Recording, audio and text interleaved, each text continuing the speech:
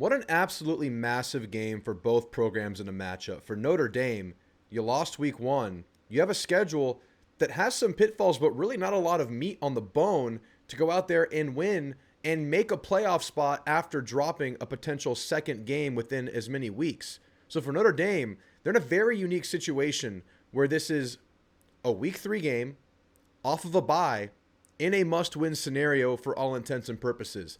How often can you say that? I mean, the week two bye is unique alone, and the season being on the line so early is also unique. So that's a very, very big factor in this game for Notre Dame. For Texas A&M, now losing this game doesn't mean you lose really anything in terms of season goals. But the opportunity of winning this game for A&M, week three, year two under Mike Elko, that's a major chance for Elko to make a statement. That's a major chance for Texas A&M to say, hey, Elko's our guy. Here is absolute proof of concept. You rebounded from kind of a shaky closing to the 2024 season with a stellar start to 2025 with the SEC slate ahead of you.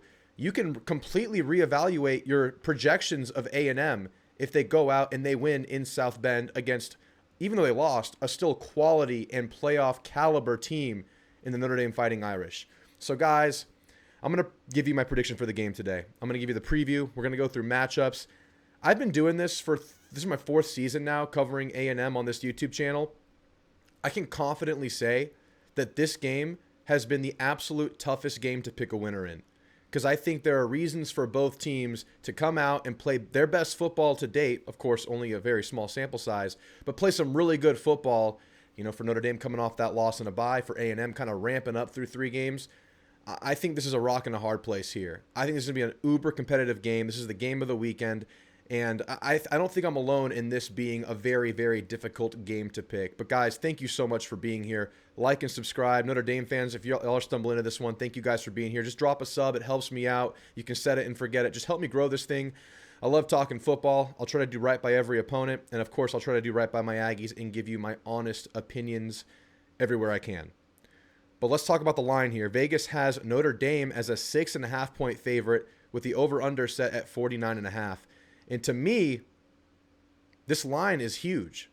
I mean, a close game, the way this game is being predicted and projected, I would expect this to be closer to a 3.5-point spread in favor of Notre Dame. Of course, they're coming off of a national championship appearance.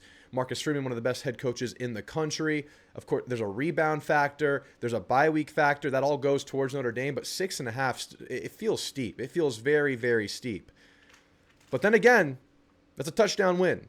And you could see a late touchdown sealing this game up, just like it did in College Station last year, where Notre Dame, this was a close game, Notre Dame took it away at the end, won by about 10 points. So I guess in terms of game flow, a touchdown favorite isn't too out of the ordinary, but in terms of what you see from Vegas, this does feel like a wide spread, given what Vegas typically projects for games that are this close. Maybe they know something we don't know. To me, this feels a little bit wide. I would still agree that Notre Dame deserves to be a field goal or more favorite. But again, this is a game that's very, very competitive. For A&M, coming off of game one and game two. In game one, A&M showed a lot of weakness in their ability to tackle and fit the run. But they cleaned that up in a very big way in the second half after a massive play by UTSA by way of a mistake by A&M. But after that, A&M cleaned that up in a big way. And they cleaned it up even more so in week two against Utah State. A&M had two games to get right before Notre Dame. And I'm going to give UTSA especially a lot of credit for taking advantage of A&M when they were still ramping things up. They made that game close, at least until A&M took the game away in the third quarter. I'm of the belief that A&M has kind of charted a path to Notre Dame through these first 2 weeks. You can look at A&M's fall camp. They only had one Saturday scrimmage. Typically, there are 2 or 3 of those. This year, A&M elected to only go through one. And I think there's several reasons for that. I think, first of all, A&M was a team that was bringing a lot of players back from injury this season. Le'Veon Moss, Reuben Owens, Amari Daniels, some smaller stuff along the offensive line. Defensively, you can look at Tyreek Chappelle as someone coming off of a massive injury. So I think A&M really wanted to kind of keep that wear and tear very, very low, knowing that you had 2 G5 opponents that aren't going to bring the physicality that the SEC or Notre Dame will bring to get right for a week 3 matchup versus Notre Dame. And you could see experimentation. In game 1, A&M force-fed this passing attack. You saw 3 carries for Le'Veon Moss, 5 for Reuben Owens, only maybe 1 or 2 designed runs for Marcel Reed. Now, to be fair, UTSA sold out for the run, but all three of those guys averaged 5 or more yards per carry on the game. They could have force-fed the run and still had productivity, but A&M decided to be pass heavy because you're breaking in some new receivers. Casey Concepcion, Mario Craver, ABR rising, Terry Bussey rising. Marcel Reed still has a lot of development to go, and I know there's a lot of question around Marcel Reed nationally. Is he a real pocket passer?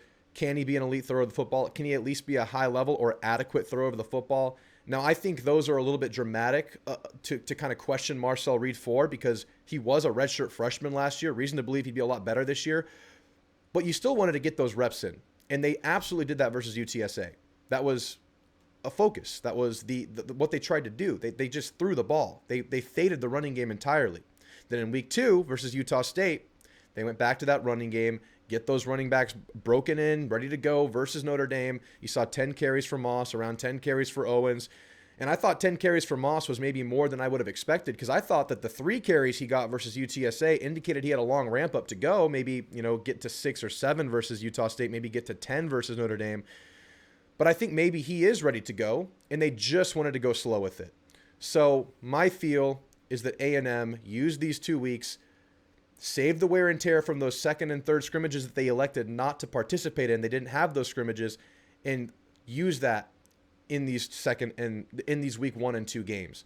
And I think A&M comes into this Notre Dame in a really good spot. But the one question is consistency, because we've seen really, really good from A&M in these 2 games. But we've also seen lapses from A&M's, a lot from the 3s and the 4s, a lot from the backups. But the ones had themselves maybe 3 or 4 rough drives in each game, offensively and defensively. You'd see maybe the best you've seen A&M look in years for a drive. But then you'd see a 3 and out. You'd see A&M's inability to get a short yard conversion against inferior opposition. You would see the defense give up explosives. Even versus Utah State, your best corner, Will Lee, got beat a couple times. There's been a consistency and a focus thread that has not been there through 2 games. But this Notre Dame game signals an opportunity for this thing to go one of 2 directions. Either A&M locks in for the opponent at hand, what they've been building for 3 weeks, and they play good, clean, consistent football in a week 3, or those mistakes, that uneven level of play is something that A&M is dealing with and will have to fix over the weeks and could doom them in a game versus Notre Dame. But Notre Dame got some work in too. The advantages of going up against an opponent in Miami in a week 1 relative to what you're going to get versus A&M in your follow-up game is that Notre Dame got a really clear look at exactly what they need to work on in week 1. They went up against an elite front 7 in Miami, maybe the best in the country. The offensive line struggled. The offensive line suffered from this. You saw some of the worst offensive line play from a couple of guys, Emil Wagner, Knapp, the right guard. There were some struggles in that offensive line, but that is stuff on tape now. That is stuff they get to reflect on for 2 weeks going into this A&M game, and I would expect a step forward from the offensive line, especially in the tackling department, because there was some unexpected tackling issues in a week 1 versus Miami by Notre Dame's back 7, a back 7 that I think can go toe-to-toe with any group in the country. The linebackers in the secondary for Notre Dame, elite, really, really freaking good, and I don't expect that to be an issue at all versus A&M. Now, A&M will have a say in creating explosive plays and getting their playmakers involved, because I think A&M has the best playmakers they've had since maybe 2016. But Notre Dame will not just give it away like they did at times versus Miami. And that was one of the frustrations coming out of that Miami game. Notre Dame just couldn't tackle as well as they should have, especially early in that game, especially early in the first and second halves of that game. Notre Dame also got pushed around a little bit on both trenches. We're talking about the offensive line. Early in the game, when Notre Dame had their starters out there, they got pushed around a little bit at the defensive line. Some backups held their own a little bit better, but they were still able to get a push. And again, Notre Dame, one of the best offensive lines and defensive front 7s in the country. Will A&M be able to take advantage of that in a week 3? Will Notre Dame have been able to fix all of that in a week 3? Now, let's be fair. There were some negatives for Notre Dame in game 1. They were right there in the game. They were right there despite having a bad game, ready to win it against Miami, who might be a really, really high-level playoff team this year. So Notre Dame, even though it was bad, they find themselves doing what the Marcus Freeman teams do, and that's just scraping and clawing and never say die and finding a way to be in the game late. And that came by way of defensive stops. I still think Notre Dame has one of the best defenses in the country. And the young quarterback, C.J. Carr, well, he got those first game jitters out of the way. That happened. They kind of force-fed their passing game just like A&M did in a week 1 to give him some comfort. to give him some reps under his belt, and that should pay dividends coming home to South Bend in week 3. I thought CJ Carr looked really good. Obviously, a freshman quarterback, redshirt freshman quarterback, you're going to make mistakes. You're going to see, uneven play at times. But I think it was as good as you could have hoped for a new signal caller on the road against a high-level front seven. Now, let's talk about matchups here, because I think it's so intriguing, man. This game is so freaking good. I can't wait to watch A&M's receivers, Casey Concepcion, Mario Craver, and then Bussy and ABR going up against Leonard Moore, Christian Gray, Devontae Smith, Adon Schuler. This is an elite, high-level DB versus receiver matchup. And I think the differentiating factor will be Marcel Reed for A&M on the offensive side of the football. Can Notre Dame hurry Marcel Reed up? And how does Notre Dame attack Marcel Reed? This is a Notre Dame defense that loves themselves some man coverage, that trusts their guys on islands, that trust their guys to win their matchups one-on-one. But we feel like A&M has receivers that could also win one-on-one matchups against anybody in the country. I would present to you that this is the best offense that Notre Dame has seen in 2 years, so far this year, Miami, and last year, besides Ohio State. Certainly the best receiver core outside of Ohio State. Certainly the best running back core outside of Ohio State. This is a very high-level A&M skill position attack. Marcel Reed will be the differentiating force for A&M offensively. I have trust in this offensive line, even against Notre Dame's quality front seven. I think they showed a little bit of vulnerability in week 1. I think A&M's offensive line has not been clicking necessarily so far, but I think this is the game where you see where this thing is going to go. And we have a level of trust in this offensive line, picking up from where they left off last year. We've seen them run block at a very high level. We've seen the pass pro get better and better pretty much every drive so far this year. It was rough early versus UTSA, some miscommunication, maybe getting some hips turned a little bit too much. But that got a lot better versus Utah State, and I know it's Utah State, but sample size being what it is, I think that this A&M pass pro is in a place to be much better this year than it even was last year. Let's see the offensive line run block with some more conviction, get to that second level a bit better. This would be a very, very interesting matchup. I think A&M will have some plays to be made against this Notre Dame defense. As good as this Notre Dame defense is, I think this is going to be the best offense we've seen at A&M in probably a decade. And I'm confident to say that A&M will put up points in this game. Other side of the football is where I think things are really dicey for A&M, because we didn't see Jeremiah Love or Jadarian Price get super involved in the game versus Miami. Now, are they going to force feed that running game? Is the RPO read just going to be different for CJ Carr in this game? Because a lot of those plays that were passes early in the game were just RPOs where the pass read was the winner. I think they're going to really try to test this A&M run defense, because it looks shaky for a half and a play versus UTSA. I think we're just going to see it. I was looking at the numbers, and shout out to the YouTube commenter that brought this to my attention. Jeremiah Love only getting 10 carries. That was actually a common workload for Jeremiah Love in 2024. He averaged 10 carries per game, a little bit over 10 carries per game last year. It was like 14, 8, 9, 10, 11, 13 carries. He wasn't this workhorse that just, got his productivity through sheer amount of carries. He's a huge playmaker that can take over a game in just a few touches of the ball. That's what Jeremiah Love is. He doesn't need a giant workload to really put his stamp on a game. But I do think this thing gets to 15 to 20 carries versus A&M, because I think that's probably where Notre Dame thinks they win this game. I think they look at their O-line. Yes, maybe it struggled in game 1. That was a very, very bulky defensive line, an elite defensive line. It was big and elite. A&M's defensive line is a little bit lighter than quite a bit lighter than Miami's, especially at the defensive end position. Miami, with guys like Ruben Bain, are just giant and super athletic at defensive end. Now, I think A&M has a better pass rush with 4 than Miami, but in terms of that run-stop rigidity from a defensive line, I think Notre Dame's going to look at that and say, hey, we need to test these waters right here. We need to try to run this ball. We need to try to do some heavy personnel, maybe still spread it and run it like they did at times versus Miami. They're going to try to run the damn ball, and they have the running backs to do it. And if the offensive line can take even a moderate step forward, that could be enough for them to have a very effective running game versus A&M.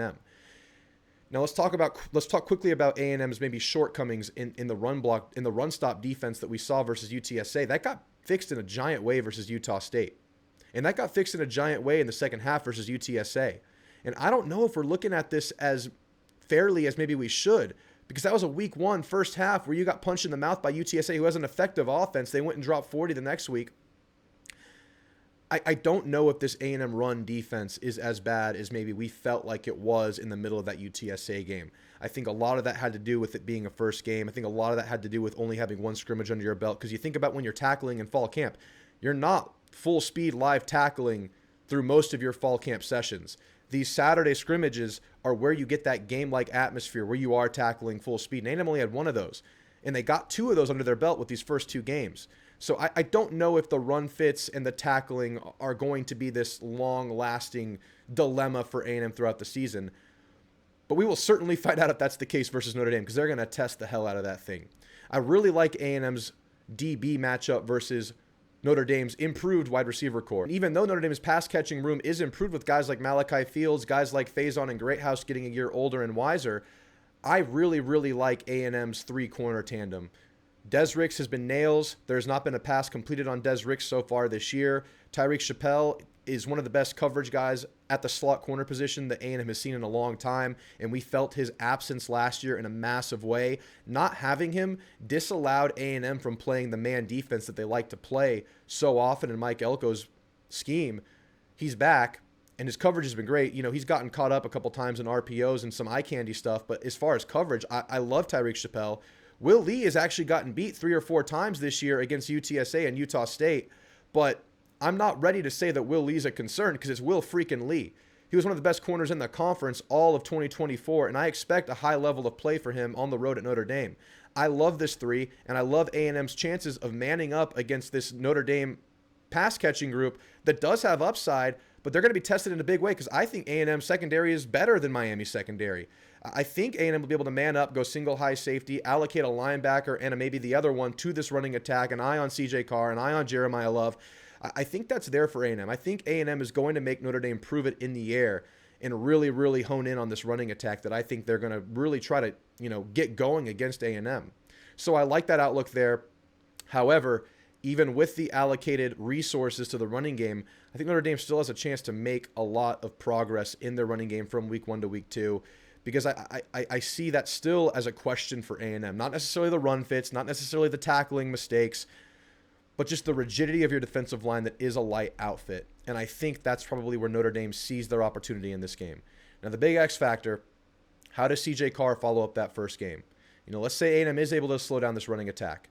Can CJ Carr extend plays? Can CJ Carr survive pressure? Because I think you're going to see more pressure from A&M than even Miami showed against Notre Dame in week 1.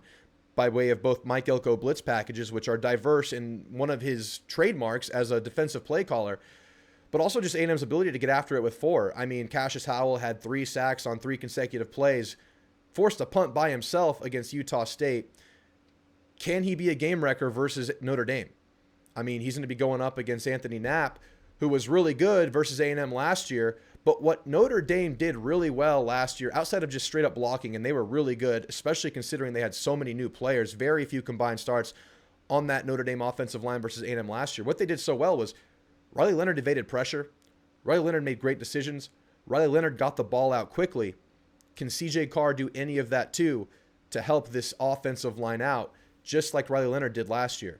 I've been listening to a lot of Notre Dame fans talking, and I listen to a lot of national people talking. I think the national perspective is that Notre Dame, including myself, is that Notre Dame has one of the best offensive lines in the country.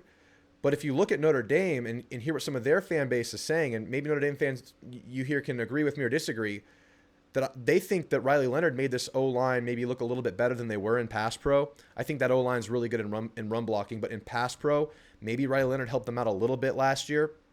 They should be really good this year, this offensive line for Notre Dame. Listen to Marcus Freeman talk this week. It's not a concern. It's just something that needs to take the next step. But can A&M get through it, and can CJ Carr play ball with maybe some guys running around back there? That's a big question. And if he can, that's another thing that helps Notre Dame win this game. So overall, I think there's a lot of give and take in the matchups in this game. I love Notre Dame's linebacker core. I love Notre Dame's secondary. I love their ability to support the run from those groups. But I really like A&M's pass catchers. That's a super intriguing matchup. That's a super interesting thing. And I really think the main factor in this game, it's simplistic, but I think it's true. How do both quarterbacks manage this game? How does the young CJ Carr handle what is probably going to be a lot of players in his face? And can he get guys the ball? Will they run some screens for Love? I think so. Are they going to get Love and Price involved in the passing game? I think so, and I think that's an area they can maybe take advantage of A&M, especially if, Torian York, who is a great player cerebrally and in terms of football IQ and making good decisions, he's limited athletically. If he matches up with one of those running backs, are they going to target that? Is that a pass that they're going to make? I think so. If CJ Carr is willing to make it, I think that's there for them. Is Marcel Reed going to go on the road and keep hitting players, keep finding players over the middle of the field, hitting the deep ball, getting players involved in RPOs, screens, bubbles? Is that still going to be there against a high-level secondary? Can Craver and Concepcion continue to get open and break free pretty much at will like they have in the first 2 games? Is that going to continue happening against Adon Schuler, Stroman, Christian Gray, and Leonard Moore? I don't know. Something's got to give there. It's one of the most intriguing matchups I can remember covering in 4 years covering A&M, and I'm so excited for this game. And now it's time to pick my winner. I've gone back and forth so many times. My preseason prediction was that Notre Dame wins this game because I think that running game is not something that A&M is built to stop effectively, especially early in a season, getting over the hump of losing 3 defensive linemen to the NFL last year. It's a new look defensive line for A&M. It's a lighter look defensive line for A&M. And I felt like Notre Dame could take advantage of that. But what I saw in week 1, the blockers were not what I thought they would be in week 1. I know it was a week 1, and I know mistakes happen in week 1, and they will be better this week. But is it as dominant as we thought it would be? Can these blockers be as dominant as we thought they would be in 2025? Because I had Notre Dame as the best offensive line in the country going into the year, and they did not show that in week 1, again, against an elite Miami front. So that was my reason for picking Notre Dame. And I am shaken in that now that I've seen Notre Dame's offensive line go out there and struggle. I think the winner of this game ends up in the 30s. In fact, I think both teams could end up in the 30s this game. And I think whichever way I pick it, I think this game ends 34-31, something like that. Winner gets a couple field goals, loser gets a field goal. But I think there are some explosive plays to be had in this game because A&M has given up some explosives this year. And I think we hammer the over in this game. Y'all are going to hate me, guys. I'm picking A&M to win on the road. I'm switching my pick. I'm going A&M 34, Notre Dame 31. A&M will take that step. And here's the thing about A&M and Mike Elko. I don't think Elko needs this game to show that he's the guy at A&M. But if he wins it, the confidence that will be instilled in this program, the belief in Mike Elko to guide A&M past this 8-4 kind of cloud they've been under for a decade or longer, that starts to dissipate. The opportunity at hand for A&M is massive, and I like A&M's roster just a little bit more right now than I like Notre Dame's. Notre Dame has a chance to win out after this game. I would not be surprised at all if Notre Dame wins this game. This is the least confident game pick I've ever made on this channel, but I have A&M eking it out in the slimmest, most competitive of games that we will see this year. This is going to be one of the closest, toughest fought football games you'll see this weekend, if not the whole season. Anything can happen in this game. And I really can't wait to see what both A&M and Notre Dame are made of. I can't wait to see what A&M is after those 2 weeks of ramp up. I can't wait to see what Notre Dame adjusts coming off of that Game 1 performance against a high-level team in Miami. I know I'm biased, so maybe you take that into consideration here. A&M wins 34-31. So, guys, give me your prediction on the game. Comment your game prediction keys to the game in the comments below. I'll be back Thursday night, live show. Give you guys a chance to call in. I invite Notre Dame fans to call in and tell me why I'm wrong. If you predict the score prediction right on a call-in on the Thursday night show, you'll be written in Sharpie on this board behind me and enter the Hall of Fame. And you'll be featured in the background of all of my shows for the rest of the season and beyond, because that prediction is from last year. And we're also going to go live for a watch party for the A&M Notre Dame game on Saturday. I can't wait. We have a couple tricks up the sleeves here. I have a couple surprises for the watch party for y'all. You're going to want to tune in. We have a lot of fun in those, even without the surprises or tricks. It's a lot of fun to watch the game amongst Aggies and the opposing fan base that always leaks in. It's so much fun to watch it amongst y'all, and I can't wait for that. But guys, until then, can't wait for this game. Like and sub. It helps me greatly. I'm trying to grow this thing and bring more people into the discussion. We have so much fun here. I'll see you soon. Beat the hell out of Notre Dame. Gig 'em.